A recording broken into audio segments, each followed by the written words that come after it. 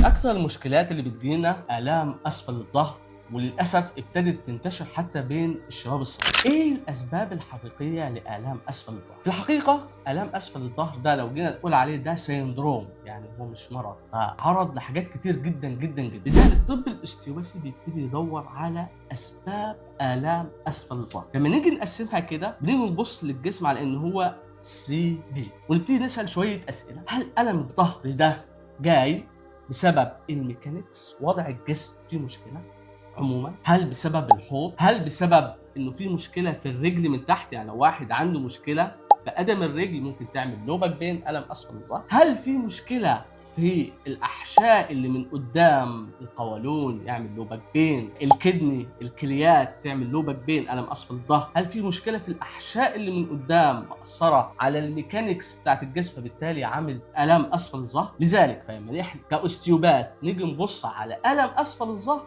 لازم نبص على الجسم ككل ونبص على السبب الحقيقي ونعالجه.